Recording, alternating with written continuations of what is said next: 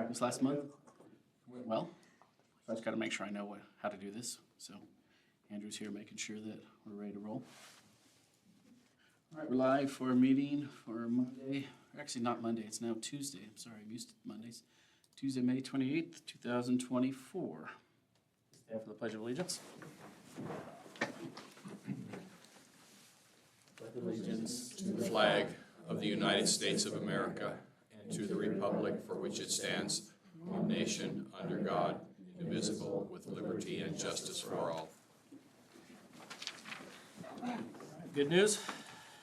So some good news. I'm excited to announce that our school board, well, I'm not excited to announce this, but I'm excited that we have a transition in plan. We have our two 23-24 school board reps serving their final meeting this evening. So thank you to Faith and Ava. You guys have done a wonderful job this year. So appreciate all the time and effort they've put to this. They prepared a speech, and they did. But I'm equally as excited to announce that our new representatives for next year, Oscar Iglesias and Ivy Carter, have joined us tonight. So they're sitting in the back. I promised them they didn't have to say anything. They're here just to kind of watch and observe. Mentioned where they'd be sitting, and so they're just here to kind of partake in that. But as we begin our piece tonight, I just wanted to say thank you again for all your time and effort put into this year. We really appreciate it, and I know the board really appreciates your effort this year. And we have some treats that Nikki and Amber were going to help share as we got started into our evening. So, questions, concerns, thoughts? Thank you very much, you guys, for being here. Appreciate it, and excited to have you guys on next year. We're going to continue. As long as you can eat cookies while continuing with the bowl. Yes, I can. All right, board operating principle review.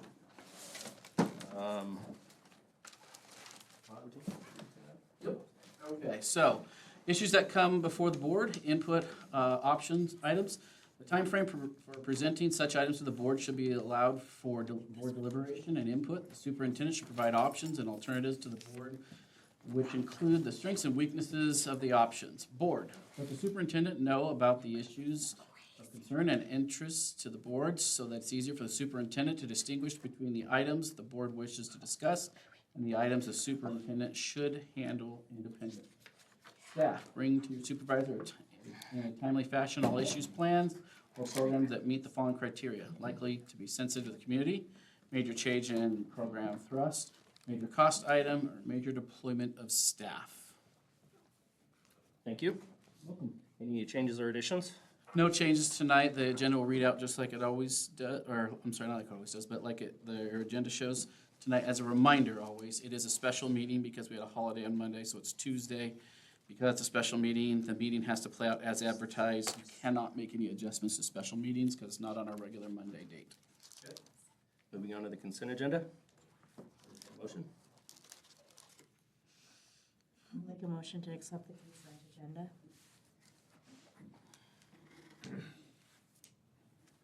I'll second that motion with a little bit of discussion. Okay. So we've got some people leaving and some people coming. Are you going to talk through any of those on the consent agenda as far as staff? I had not planned for that, but I can if you'd like. Can you just give a really brief summary? So down the line of each. Yes, please. Okay. So Kirsty Bagley is just moving from one position to another within the elementary school, the EL paraeducator position. So she's shifting from one position to another. We're excited to announce the hiring of Tegan Ani, the middle school math teacher who will be replacing Deanne Radis' position. Former student, Beth Harrington, is continuing in her position. She was on a temporary position, so that'll be moving to a continuing position. So that one-year leave position is up. She was rehired. Richard Davis, who's elementary school teacher, was brought on as the middle school football coach. Jay, is that assistant position? Assistant, yes. Assistant football coach at middle school. Straight chocolate chip. And then we have a couple resignations.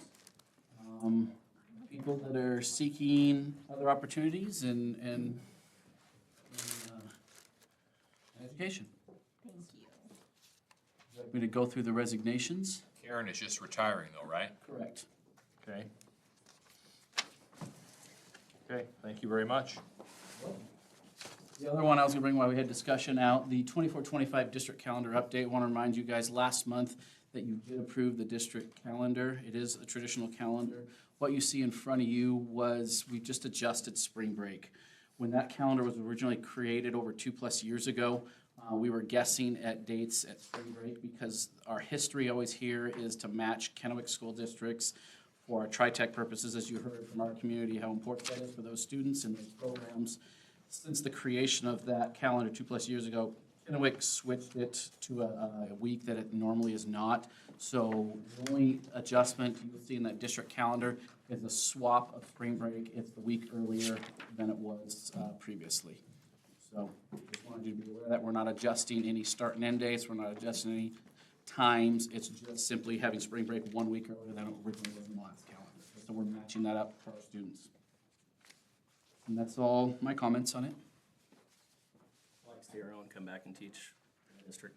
It's pretty What's that? awesome. Keegan, Yes. it's a good one. So, it's good to see those kids come back and want to be part of it. Correct. Okay, any further discussion? All in favor? Aye. Aye, it's unanimous. Okay, hearing of visitors. Anybody like to speak to the board on any issues? Thoughts, good, bad? Anybody? All right. Thank you for being here. All right, so our final presentation for May 28th, I'm going to hand it down to our board reps to begin tonight. May 28th board meeting by Ava Womack and Faith Williamson. High school. So in the beginning of the month, we had prom on May 4th. We also had midterms.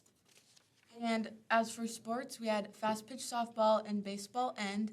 Both were pretty close going to state. We each had like a shot, and it was really sad, but we were really close.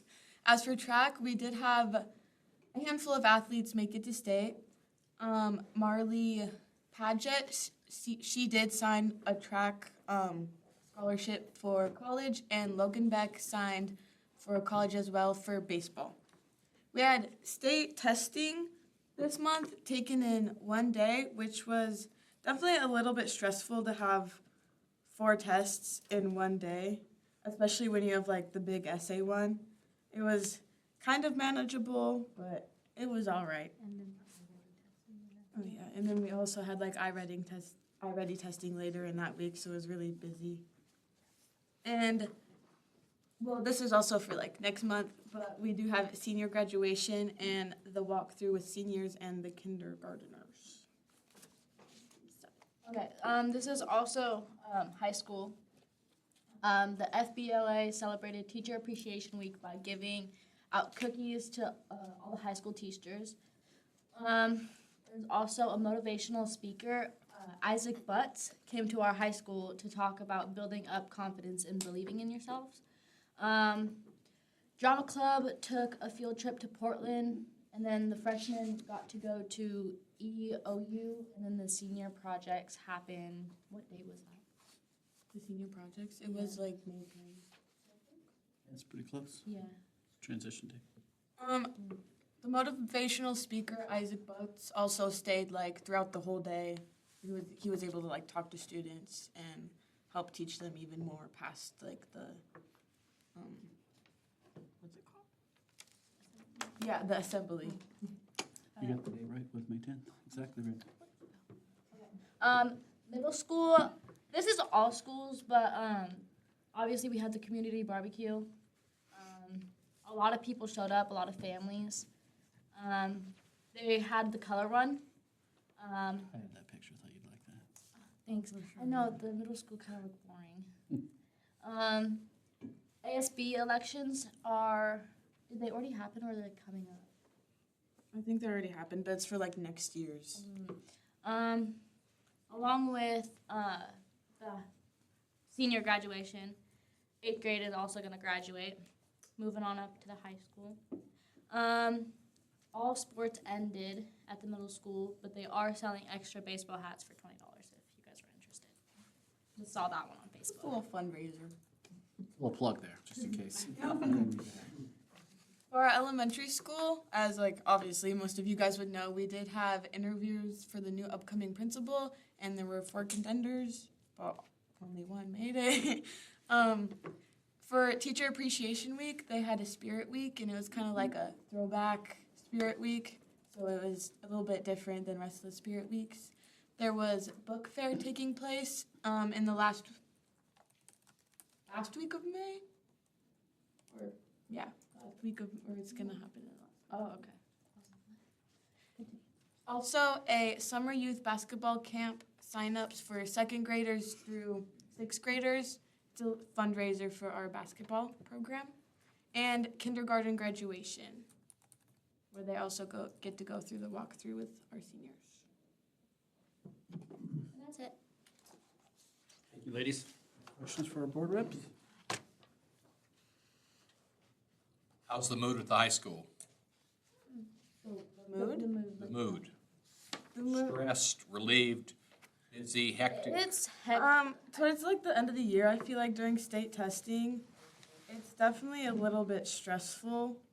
But I can tell, like, as like the last couple of weeks, since we only have like 10-ish, 8 days, 8 days left, left. people are really starting to relax, especially the seniors.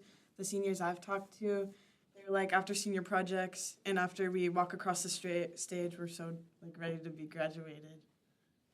From what I've seen, it's We kind won't of. relax too much, though. Oh yeah, no, yeah. From what I've seen, it's a bit hectic.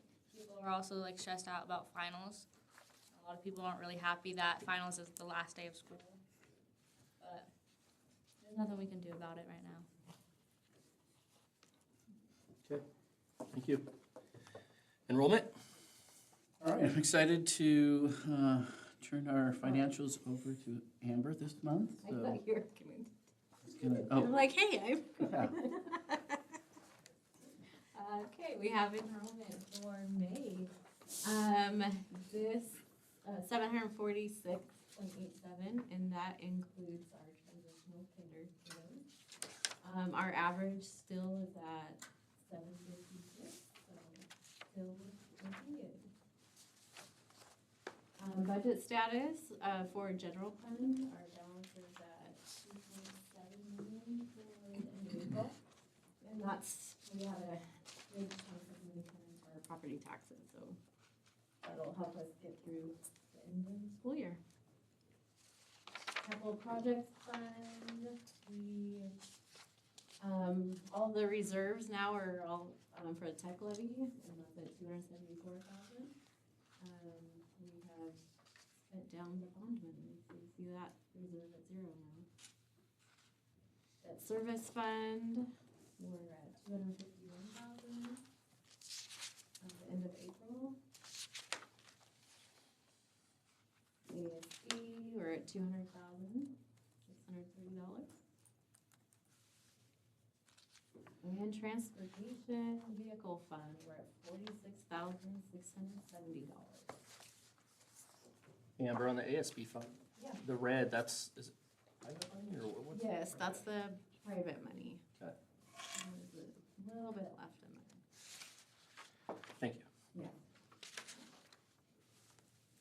Questions on financials? I think we're good. Budget? Okay. So moving on to 8.4, which is the principal update. I'm excited to officially announce to you, what's already gone on through email and then through social media, that the offer position and Jillian Robillard has accepted the Columbia Elementary School principal position. It was quite the process. We vetted a good number of candidates. We had I can tell you, feel comfortable and confident, we had a strong candidate pool. And we had several of them kind of go through a whole series of events, from staff to staff and community forums. We had a district interview, and we brought a couple back for another round, final round of 2. And Jillian came out on top at the end. She's offered the position and accepted. She will be here next month at the board meeting. Spoke with her just this afternoon, and so June 17th, she'll be here before you to show up to the meeting. That's when our paperwork will become official, and that will be her official hire date. So that'll come to you next month. Questions on that? Okay. I'm going to hand this over to Andrew because we're going to begin a series of 3 administrative reports. So Andrew, we begin with our annual district technology update. Andrew, take it away. Excuse me, Andrew.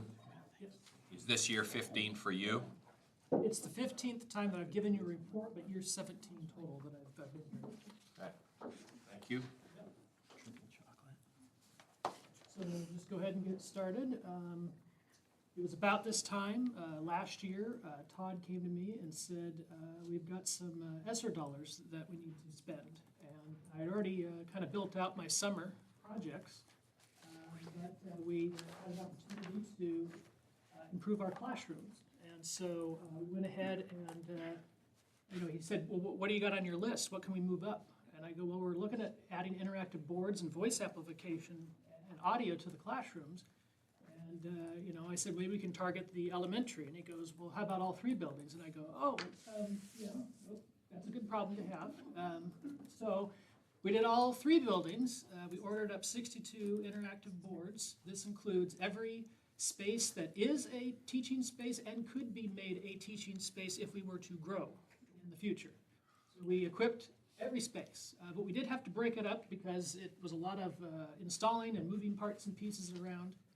Each unit plus stand is about 400 pounds, so it takes a little bit to get into spots. And so we did the summer, we did the elementary. The first semester we did the middle school, and then we just finished up the high school. And we have 11 non-teaching spaces right now that we're going to outfit over summer. So we also included the voice amplification with that as well, and so we should have that wrapped up by the summer. We also refreshed our next batch of Chromebooks. We upgraded and changed out to a new web content filter. And our access points across the district, which we have about 90, we replaced all of those. So we have the new access points for the next 4 or 5 years, so we are set there. Andrew, I want to jump into that real quick before we go on. I understand. The technology piece, we'd planned on the technology component of that out of this the entire time, some long-term plans. I've been talking with him on that. What had happened when he talked about, hey, we need to spend those dollars was we originally had that targeted for the vehicles we've been talking about for the to offset the third-party transportation. But due to the manufacturing of those vans and the timelines that are available had to do with how that with ESSER 1, 2, and 3, when they arrive, how that's spent. And that got pushed back because we don't have control of Ford's timeline for those vehicles. So what happened is that got pushed back because it's going to be moved to the last part of ESSER, and then we moved the technology purchases up to ESSER 2. So in terms of when that happened, I just wanted to explain that process. It was use it or lose it, right? Yeah. And we had plans for all of it, right? We just swapped when that purchase was made because of the timeline of the vehicle. These were readily and available. The other ones were not. And so we had to spend those dollars on that. So we just simply moved the timeline from ESSER 2 to ESSER 3. Continue, Andrew. Sorry, I just wanted to explain that a I little do have bit. a question. What is voice amplification?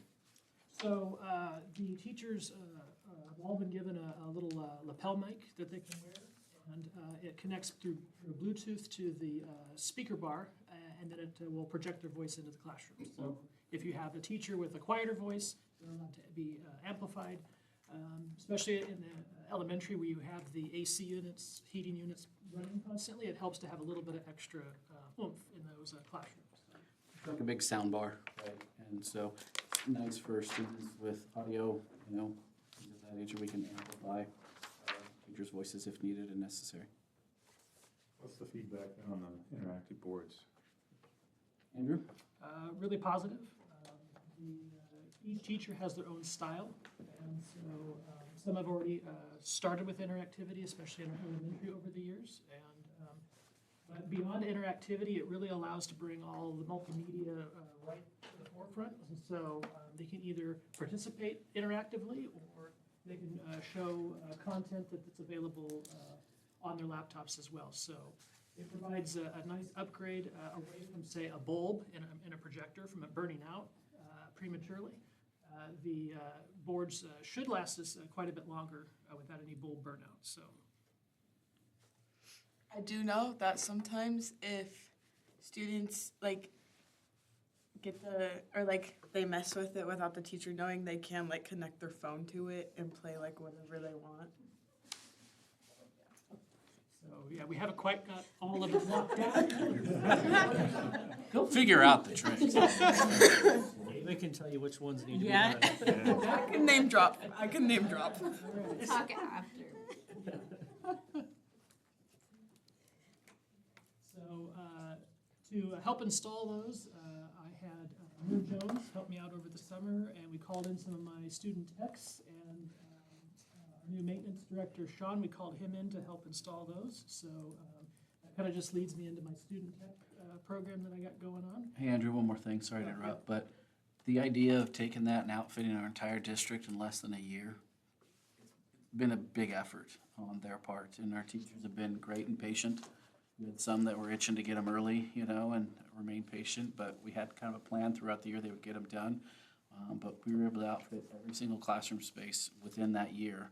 Keep in mind, these didn't arrive until July, August. We didn't have all the parts for it, so for us, we had the elementary up and running, but it's kind of been a slow, steady progress to where the space now has that. It was a Herculean effort, so. Continue, sorry. So, again, that kind of leads me into my tech support that we have here. Again, I look to Mur Jones to help my right-hand support. He helps with the content filter, alerting the key people involved with that when notices and alerts come up. He also helps with Chromebook repairs, and also is able to work with the techs if I'm not available. So he's been a huge help for the district. But also bringing the tech program back. This is year 2 of its return.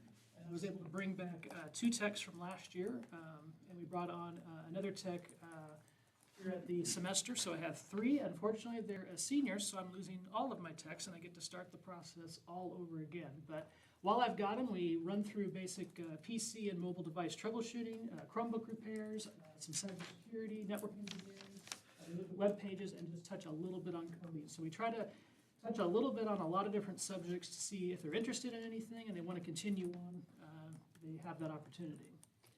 So my first tech that's graduating, Wyatt Evans, he's quoted as saying, "This experience has allowed me to explore many avenues of the technology field. Looking to CVC for general studies with the idea that he will pursue technology as he goes forward." Then we have Hayden Francis. He said, "Fun class, good learning experience is very different from other classes offered. General studies for right now, but has an interest in biology." And then we have Adrian here. "I thought I knew a lot about technology, but then that all changed this semester when I realized I only had scratched the surface." So he's exploring becoming an electrician through an apprenticeship. Also has an interest in cybersecurity, so he's still working that out. So those are our 3 techs for this school year. Again, Chromebooks dominate most of our workload. We are 1-to-1 throughout the district with take-home at the middle school and high school level. We have over 750 of those. Key thing is making sure we have availability and checking our inventory. Our repairs, mainly it's repairing screens. They break quite a bit. And it's also important to note that these Chromebooks have an artificial dead date that we have to be aware of. That's when the software stops working, even though the hardware is still functional. There's pre-programmed dead dates that we have to be aware of, and so we have to start cycling out the Chromebooks for a new batch that has a further dead date than the last. So we always have to be aware of that and make sure we're bringing in new to cycle out the old. Right now, our current dead dates that we're looking at is 2028, 9, and 30 right now, is what we have to be aware of. This was last year around this time with our repair stack. This is right before the summer rush on all the damages we don't hear about to the very end. And then from that point until now, this is where we ended up. So we've been busy extracting parts from our boneyard and working on repairs. So it starts to add up, and I would say a good chunk of those that comes from our middle school crowd. They're a fun bunch. They're crazy. They need extra bumpers with theirs. So even after repetitive reminders, we're still working through that, so. Here's how we started the year. This was a fun little one. I recommend when you cook a Chromebook, you go rare and not well done. So this was in an oven that was turned on. And story goes that little baby brother hid the Chromebook from older sister. No one knew about it, and parent went down to preheat the oven, and a few moments later, what's that smell? Notice that the burn mark was on the top lid. That's not where the battery lives. The battery lives on the bottom part. If it would have flipped around the other way, we would have probably that home in some major damage with the battery exploding. So yeah, that was a fun one. It was still kind of smoldering when we got it. All in the day. Our current Chromebook damage report for the year, major damages, 1 at the elementary, 10 at the high school, and 29 at the middle school. So these are just the major ones. The minor ones are not listed here, but those are usually handled and then handed back to the student. So, line-wise, that's been a big upgrade for our internet filter. It focuses on 3 things: engagement, safety, and wellness. Over the course of the year, we've received 808 notices. So we're averaging about 85 plus or minus a month. And you have the gamut of whatever the students are typing into the Chromebook. You have different severity levels. The key thing is kind of filtering out the noise, figuring out, is this legit? Did they just put a song lyric in? Did they have ill intent? And so we kind of take that report and get those initial notices, and we kind of filter those down and figure out, is this going to be a school counselor engagement? Do we need to bring the school principal in? Or is it going to be a combination of the both? So we just kind of work through that on a daily basis and make sure that if it's severe enough that we're getting immediate help. Sometimes these notices come in the evenings, and so if it's a top severe thing, we'll get a call directly from the company letting us know. If it's less severe, it just goes in as an email, and we address those issues at that time. Yeah, it keeps us very busy on making sure that we keep kids safe. If we receive any, if they start talking about maybe a fight, or if their mental health is starting to spiral out, they use their Chromebooks as their diary. And so it starts picking up and monitoring and alerting the key people, us, and then we alerting the next groups to make sure that we can intercept, redirect, and maybe take an opportunity to say, hey, this behavior, maybe we can adjust or change. And so we've been doing that for quite a while now, so, and we will continue to do so.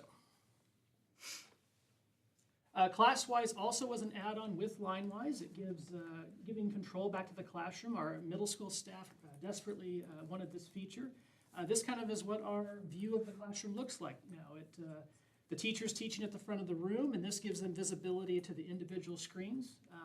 And so if a kid starts to get off track, they can redirect and get the kid back on track there. So that's been a game changer for our middle school staff. It's available for high school and elementary, but it is used at different levels depending on the teacher and how they want to run their class. So Is that making sense, what he's showing you right there, what they're seeing? So at any given time, they're having their students out working on stuff, they can pop that up and they can see what every screen's on and what they're doing. So that's class-wise. And then we kind of move into the next, during our 4-year tech plan, we're kind of in the middle of that. That's kind of teamed up with our tech levy. We're going to again continue to make sure our Chromebook fleet is up to date and is not going to all expire at the same time. We continue to upgrade the infrastructure to make sure all of our technology works. My big focus probably this summer is taking a look at our cybersecurity setup, making sure that we are in the tip-top shape there. I learned a lot at my most recent conference I went to, sharing a lot of ideas with neighboring districts. So we're going to be looking at upgrading that. And then kind of what does artificial intelligence play into the education experience? We're already starting to see AI use. And so we're going to just be exploring how that changes over the future here. So that, I believe, is all that I had at the moment. Any questions? So for these really major damages like the oven incident, I mean, do we have insurance for that? Do we have to go after the student's family for part of it? What? That particular family did purchase the insurance, and so we were able to cover that expenditure. They were upfront about it, they were forthcoming, I didn't try to hide it, I mean, it's kind of hard to hide. So we were able to cover that for them, so. Michael, our families have the option to purchase insurance ahead of time on those. So if they purchase that, it takes care of those things. And if not, then Andrew's working with the families to take care of damages post. It's just an option. We put it out at the beginning of every year. What percentage of our families don't buy insurance, so they're rolling the dice? It used to be, well, at the start of the pandemic, it was strong, but it is a lot less. I did not run the official numbers, but I know that it's significantly less. Definitely not half, maybe 30%, maybe less. Okay, thank you.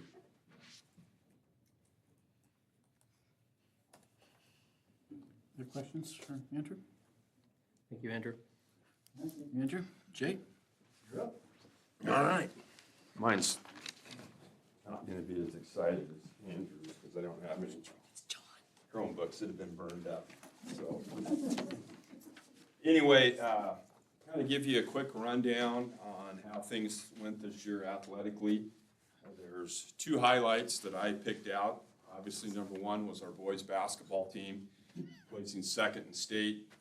It's been a lot of years, I've been here a lot of years, and our gym was packed pretty much every home game that we had. So it was a tremendous thing, not only for our kids to go through, but I think for our community as well. The second one is our track team, who qualified 9 kids for the state track meet. And I asked Coach Hernandez, when was the last time that we had that many kids qualify? He said he thought maybe once. So that's a pretty good feat for those kids. The 9 kids that made it on the girls' side, Mia Leahy, Allison Pageant, Marley Pageant, Alexa Haley, those 4 qualified in the 4x100 meter relay. Marley also placed second in the 300 meter hurdles and 8th in the 200 meter run. Mia placed 3rd in the javelin, and it's kind of an interesting story there because she had 2 throws. You get 3 throws, so she had two throws. She had to go get ready for the relay. Coach Hernandez comes back over and says, "You need to go throw your last one." She really didn't want to do it, so she was a little bit upset. She goes over and just uncorks one that puts her in the finals, runs her relay, comes back, and the 3 throws that she had in the finals, each one of those, her last 4 throws, she increased her distance in each one of those. So on the boys' side of it, crew, Afton Thielander, Jake Johnson, and Elijah Kinsey qualified for the 4x100 relay. Afton also qualified in the triple jump. Caden Tuck qualified in the 100 meter hurdles and the 300 meter hurdles, the 100 meter dash and the 300 meter hurdles. And Crew and Elijah qualified in the javelin. So out of all of our athletic teams this year, volleyball was the only team that didn't make it to postseason. So, as far as wins and losses for a lot of our programs, some of them had better years, but I guess the good thing is that everybody had the chance to participate in postseason play. The handouts that I gave you guys, I want to spend a little time on that. These are our participation survey. So each year I have to go through, we use Final Forms now. So all this information is actually calculated by Final Forms. But I have to go through and submit it to the WIA at the end of the year, so I just did this. So if we take a look at this, baseball, we had 19 kids out, got enough for 2 teams. Wish we could have had more JV games than we did, but those are hard to find. Boys basketball, we had 3 teams, 28 kids out. Girls basketball, 1 team, only 10 girls out.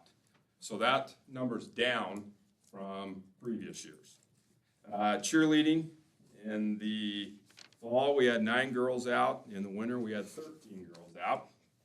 Fast pitch, they had 15 girls out this year, which is up from last year. Football, we had 2 teams with 34 kids. And if we go to the back page, girls soccer, we had 16 girls out this year. This is the 3rd year that we've had soccer. So that number continues to go up, which is a good thing. Track, we had 22 boys that were out and 11 girls that were out for a total of 33. Normally track's probably in the mid-20s, so that number's up a little bit as well. Boys wrestling had 13 boys that were out, and girls wrestling had 3 girls that were out. Excuse me. So really our numbers basically stayed the same with the exception of girls basketball, those numbers were down, and girls wrestling, those numbers are down a little bit too. If we look at the middle school, baseball, 30 kids out. So we had a 7th grade team and an 8th grade team. Boys basketball had 3 teams with 38 kids out. Girls basketball had 25 girls out. Fast pitch, that number was down a little bit this year. We had 17 girls out, so we didn't have enough to have 2 teams. Football, we had 22 kids out.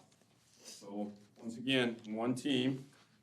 And then on the next page, girls volleyball, we had 3 teams, 43 girls were out. And then we get to wrestling, we had 10 boys and 6 girls. So I think probably the biggest difference with our middle school numbers is the last 2 years or 3 years that we've allowed 6th graders to play middle school sports. 3 years? Years 2, because my 6th grade year, I was not. Okay, so the last 2 years, we've allowed 6th graders to play middle school sports. They can't play middle school football, and we allowed them this year to practice for wrestling, but not compete in the matches. Next year, that will change for middle school wrestling to where 6th graders will be allowed to compete. So, Love track. and yes, that's 8th graders. Yep. Okay, so we had some 8th graders that this year turned out for track. That's the first time that we've done that. So if we look at these numbers, basically, what does it mean?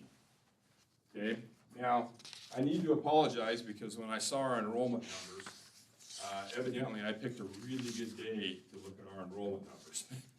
Because I had 229 kids in high school. That didn't show we had 229 kids in high school.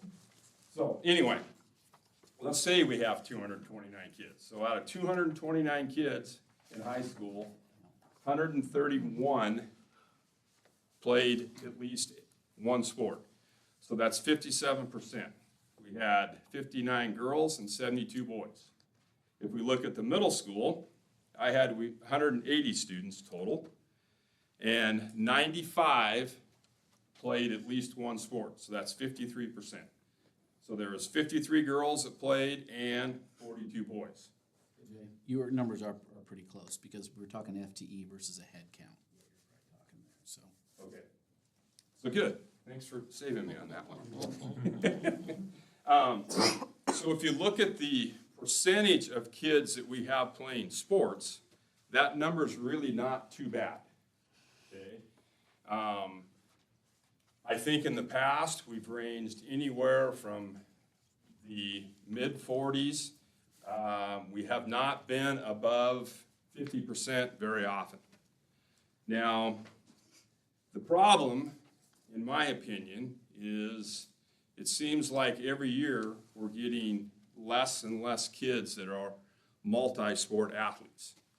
And if you look at the next little paragraph there, so high school, 131 students played a sport, 57% of the student population. 31 boys, 25 girls played multiple sports, and 75 students only played 1 sport. So that was 41 boys that just played a single sport and 34 girls that just played 1 sport, okay? So 33% of our high school population is only playing 1 sport.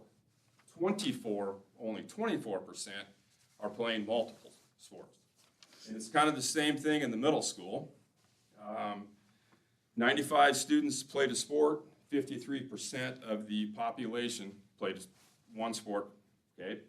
32 boys and 33 girls played multiple sports, and 30 students played only one sport. So that was 10 boys and 20 girls. So 16% of the middle school population is only playing one sport, and 36 are playing multiple sports. And I think what that hurts is, I fully understand that times are changing in this day and age to where club sports are probably more popular now than they ever have been. So we're getting kids that, as they go through middle school, which that's part of the intent of middle school, is to give the kids the opportunity to try as many sports as they can. And then normally, from middle school to high school, that percentage is usually going to drop. And it's true in this case. But we're finding that with club volleyball, AAU basketball, baseball, and even football now to a certain extent. Kevin, correct me if I'm wrong, but I think you can play in a 7-on-7 tournament any weekend that you want. So kids have more options, but for a school our size, sometimes that's making it tough on other sports. So if you have a chance to encourage kids, please encourage them to participate in as many sports as they can. Okay? Now, as we look ahead to what's going to happen next year, there's obviously some changes that are going to be made because the WIA has a tendency to want to change things all the time. And by changing things, a lot of the changes that they make don't necessarily benefit us as a school. Okay? Not us, but all schools across the state.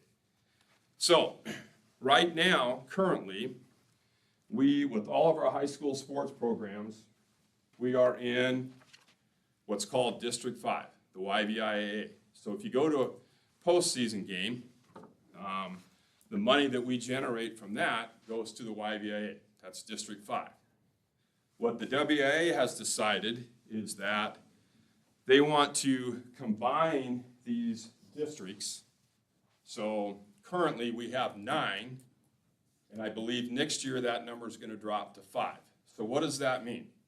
What it means is there's going to be an extra round of playoff games that are going to be on the schedule before you can get into the round of 16 for the state tournament.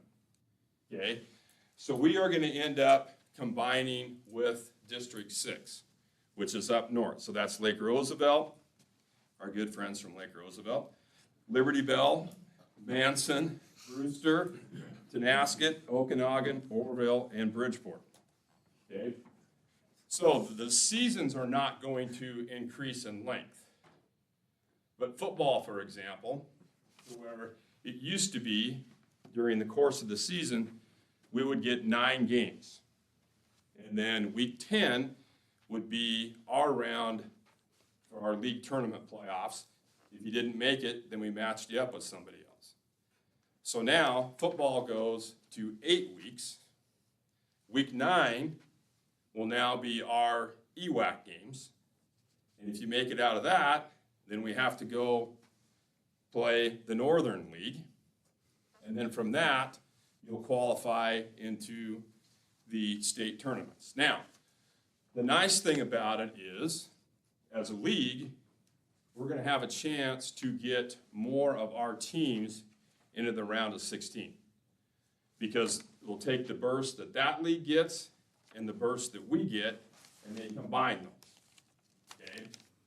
So that's going to be the case for all of our sports. I was going to say all of our team sports, but across the board. So that's probably the biggest change that at the WIA level that's going to be made. And Jay, Yes. what's their motivation for doing that? Save money, save costs, Keep going. logistics, You're 2 for 2. what else? Well, the thing that I don't like about it is that they're gonna make more money out of it. We've gotta spend more money to get to that point. Okay, so once we get out of our round of playoffs, then to add that extra round, that's a huge moneymaker. And I'm not saying every dime of that's gonna go to the WIA, but it's gonna go to whatever our new district is going to be named. That money's will go into that pool. The nice part about it is with those districts at the end of the year, if they have a bunch of money that's left in there, then each school in that district will get a kickback from that. But it's going to, I guess the positives, by combining those two leagues, we're probably going to have a chance to get the best teams, the most deserving teams in the round of 16. Instead of just being in this league over here that's maybe not really good, but you got a whole bunch of teams, so you're gonna get a whole bunch of schools into the state tournament. It's going to help from that standpoint. But part of it is the WA is gonna save a lot of money by not having to service as many districts as they are now. Did all the schools get to vote on this proposal, or did the WIA say, this is it? They said, here it is, guys, make it work. So we're still in the process of trying to figure out how we're going to make this work when we cross over with them. But that needs to be decided pretty quick. Okay? And the last one I have, which I don't want to say anything bad about anybody, but I think that this is great news. Walla Walla Valley Academy is now going to drop down to 1B. So they will no longer be in our league, which it's going to make it easier when it comes to postseason play, because now we can schedule them on a date and we don't have to worry about changing it if they're in it. So WAVA is leaving the league, and LaSalle, used to play them and we were 1A, is coming into our league. So we'll have 12 teams again, and the way that those divisions will be set up, we'll still be in the East, and in the East, it'll be us, Riverview, Tri-City Prep, and Wharton, okay? Same as it's always been. But then we will add Ranger and Mapton to give us our 6. Now, Mapton is not going to play 2B football. They're going to opt to drop down to 1B and play B8. They claim that they are going to add baseball next year, which if they do, it'll help as far as the balance in the league. Now, on the west side of the league, that's Highland, LaSalle, White Swan, Cle Elum, Kittitas, and Goldendale. So I think that, we're still gonna be in a great league. That part of it'll be okay. It's just gonna be, we're gonna have to get the word out to everybody and have everybody adjust to, you've got one more round that we've got to get to before we can say that we made it to the state tournaments. Okay? Any questions that I can answer? Thank you, Mr. Oni. All right, thank you.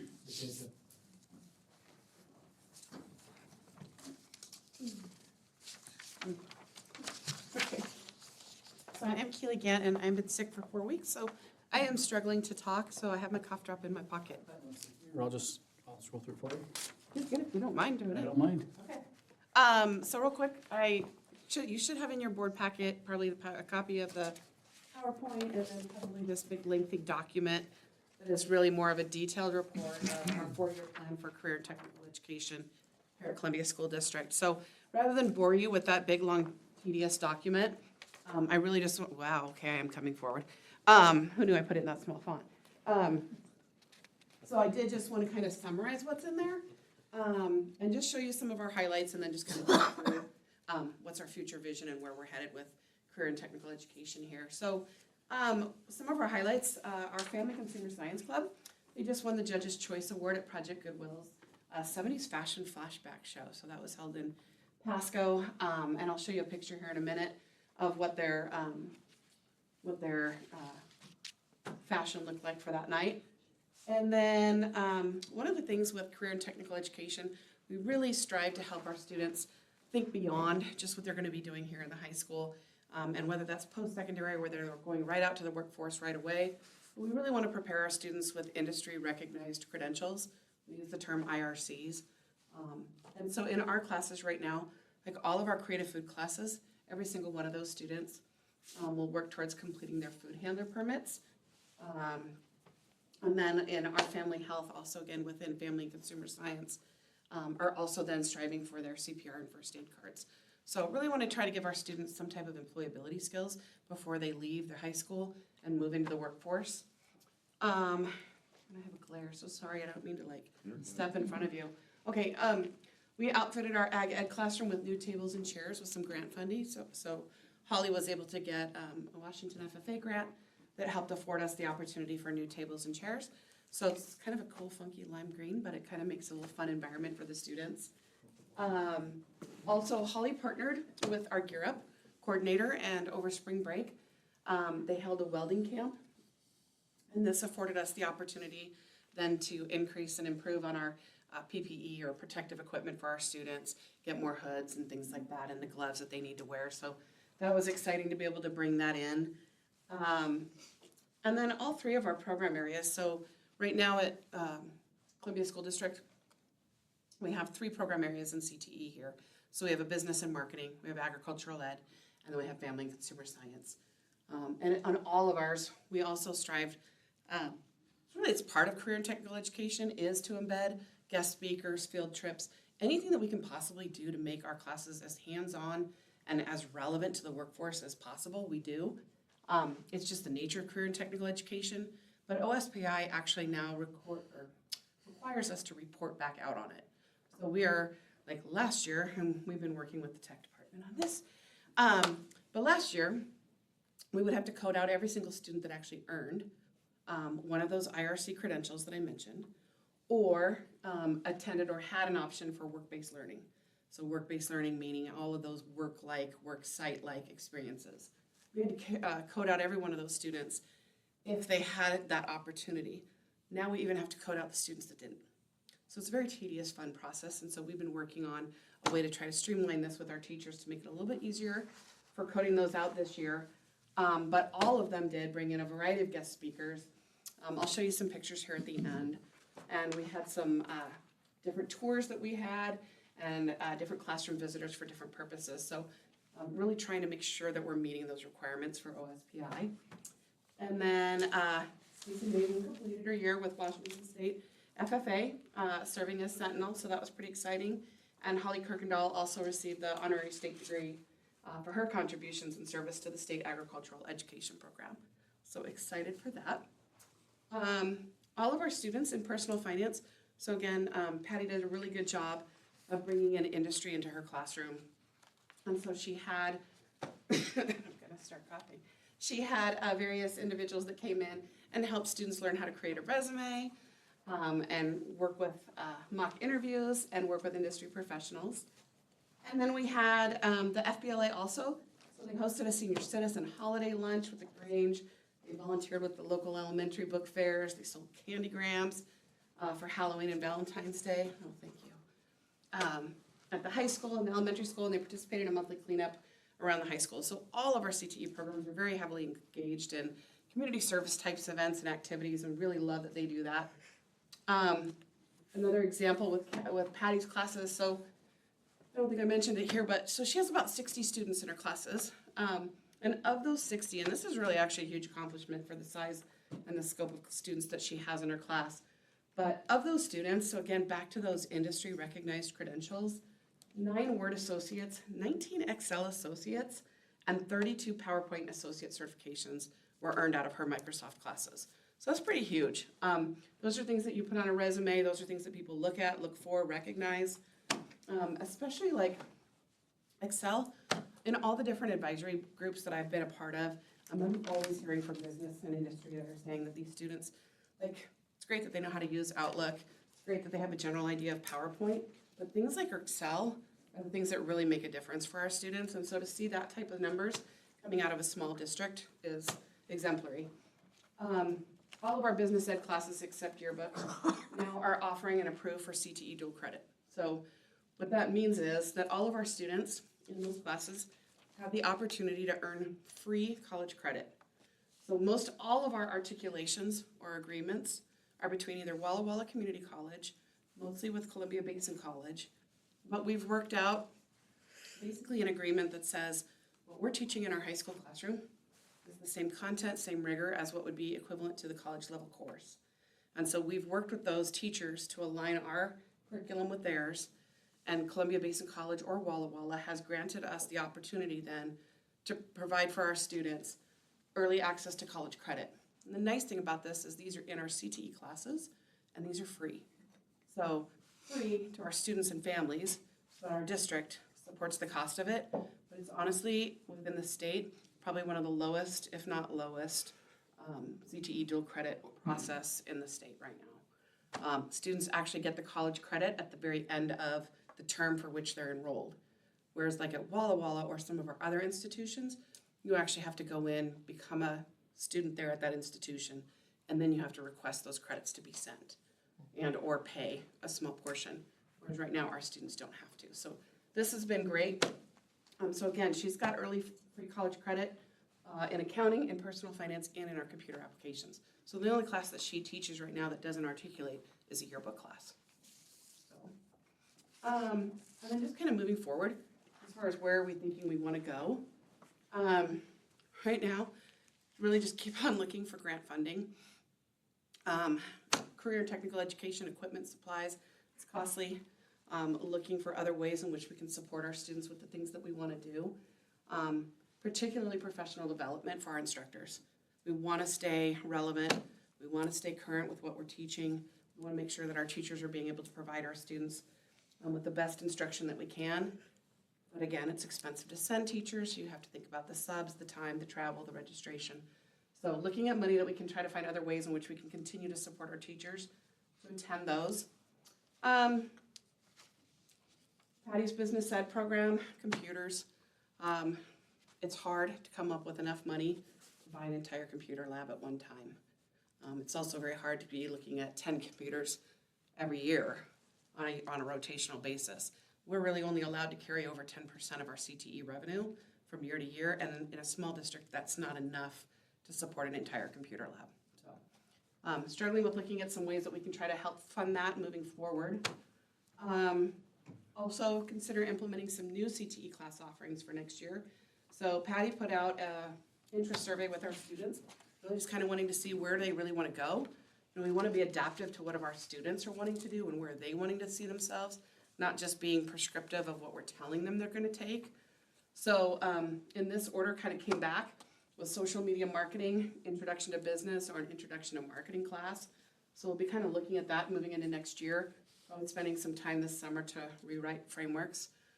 And then in Ag Ed, we're bringing back the AFNR class, and I'm excited to bring this back because we'll be able to articulate this, I'm 99.9% confident, with Columbia Basin College. And that will mean that now your AFNR, your plant science, your animal science would be 15 credits straight into Columbia Basin College's Ag program, and that's one full quarter of their classes. And all of those class credits are actually transferable to a four-year university, well beyond just at CBC. So excited about that.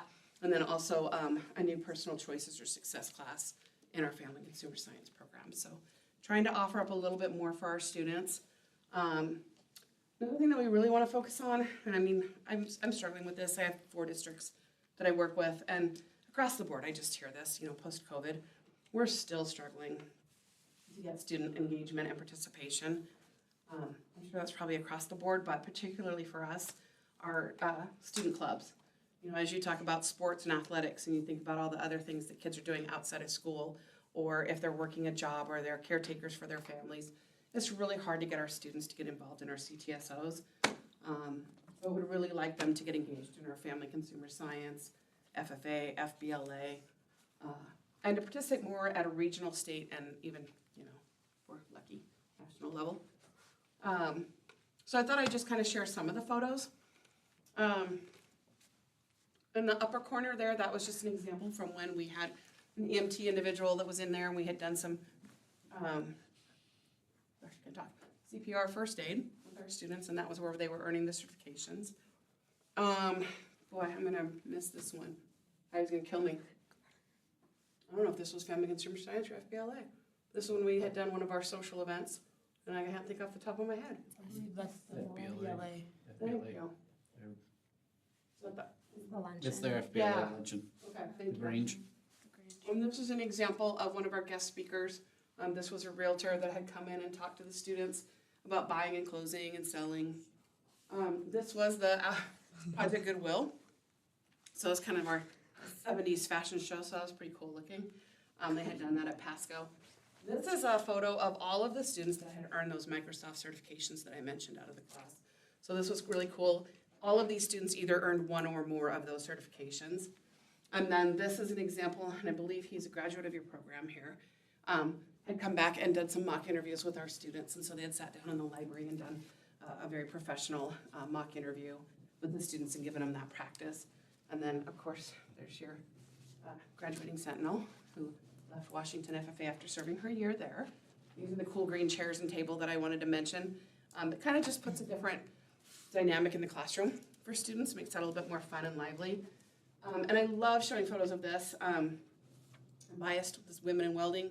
Used to run an event at CBC specifically around women in welding. So this is kind of fun. It's very rare that you get to see girls that are willing to jump in and try something different, specifically when it comes to things like welding. Flames, things like that are a little bit fearful right away. So this is an example of the summer camp that was done, or spring break camp that was done with Holly. So just some of the pictures of what our students have been doing. But I included in here a 4-year plan. And so these are, again, all of the different categories that we go through with OSPI and an evaluation. And we break it down by like, where are we in our current year? Where do we think we're gonna be going? Where are our needs? And anytime that we have, like, we project out what we think we're gonna need budget-wise, what our equipment, where are we lacking, facility upgrades that need to happen, and we try to lay that out. And so these are all the different categories. And so, again, what you have in your That, yeah, you have that there in your packet. packet is pretty detailed. So we've shifted from the report to, we're shifting now into new business, which is what you see there in front of you, which is the CTE 4-year plan. And as she's outlined for you, these are just the highlights of the areas that you see in front of you. But we're seeking your approval on this tonight. Needs action. Yep. And free done. Yeah, I'm done. You Unless you got- If you have questions, I'm happy to try to answer them. Yes, I'd entertain a motion.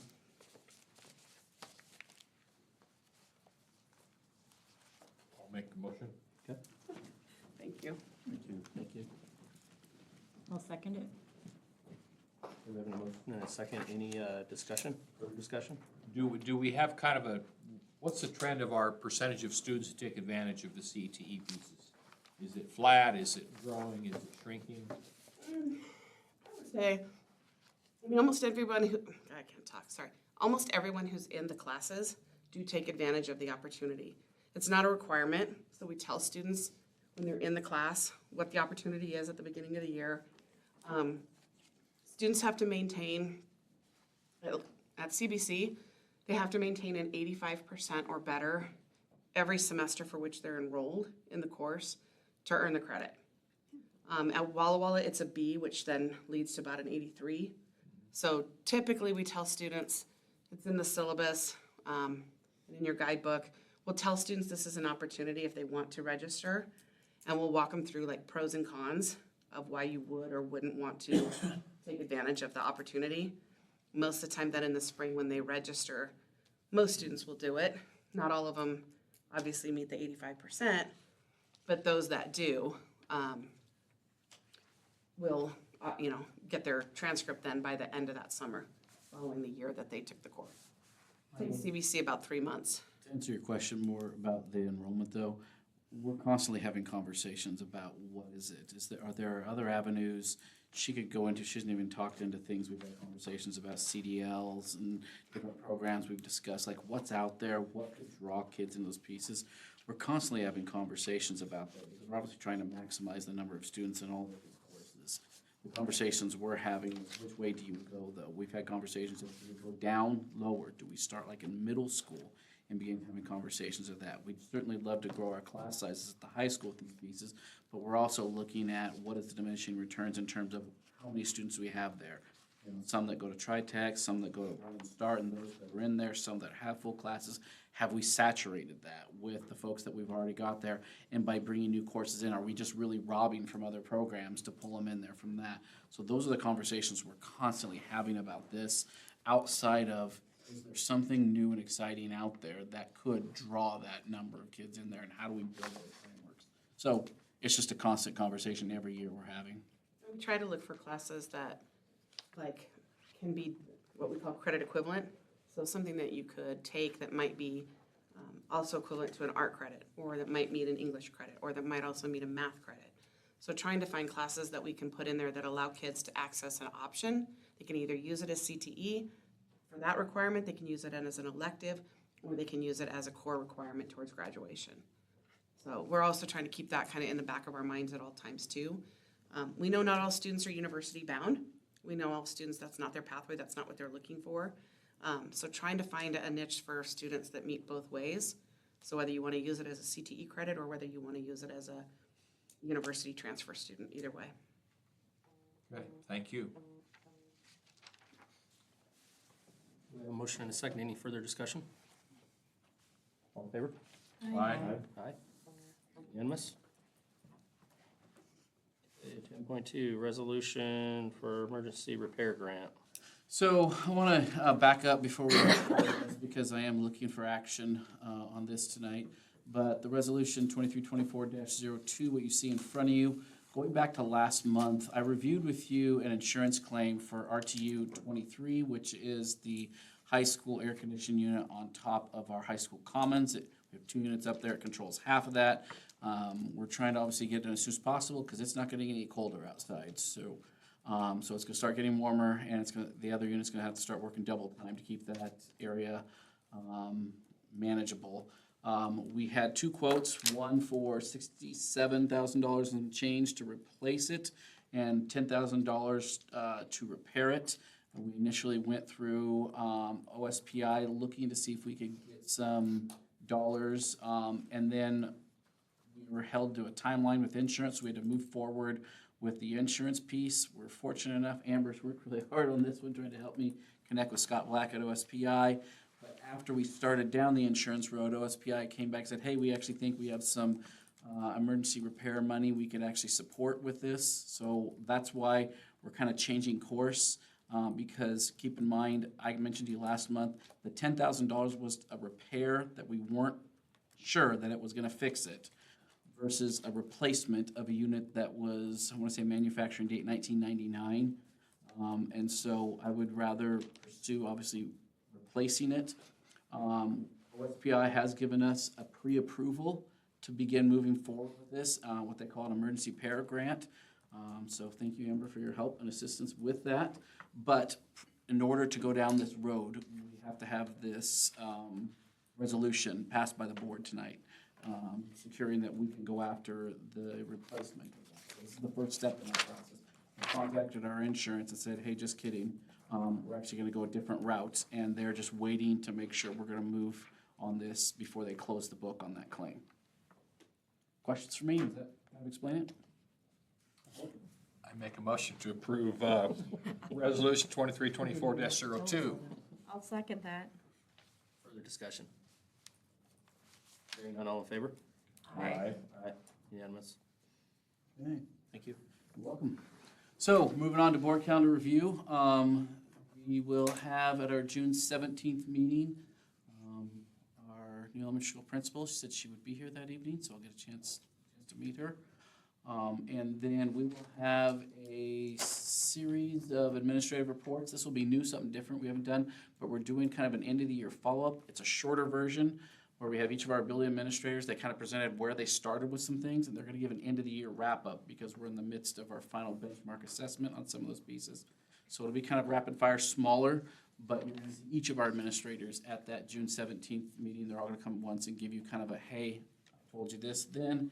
Here's where we're at now, which we've discussed in the past, kind of setting up some, I don't know what we'll call it, some, right word's not coming to me right now, some preliminary numbers to begin looking at assessment scores and benchmarking in literacy and math. This is the data stuff. Okay. They're gonna come to you with an end of the year piece. You saw snapshots of where we're at earlier in the year. So you'll see our final piece on there, and this will really just give us kind of the word I was looking for was baseline, just a baseline for this first year. Questions? Anything further for the good of the board? No, that meeting on June 17th is 1 week earlier than normal, so it will be another special meeting.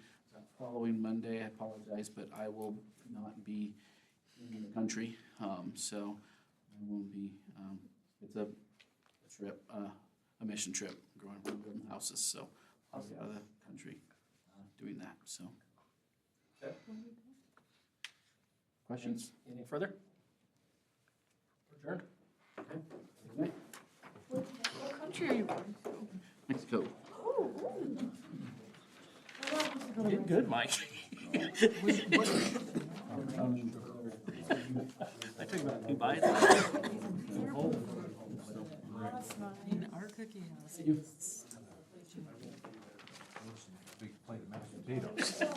Submit tonight. Meet her tomorrow morning, she'll have it for you. Come up to it, she'll see it. Take care of it. Heidi, thank you for being here. He did. Being here. Oh, yeah. Thanks for being here. That's kind of, I'll get that text.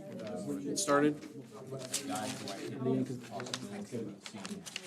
And some stuff that once you're done through presentation, you'll let you know.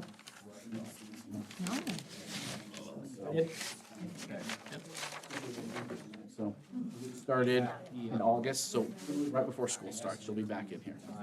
It's on one of those welcome back days, like the week before, it's the week after fair's out, you know, like that, Monday, will be our first board meeting.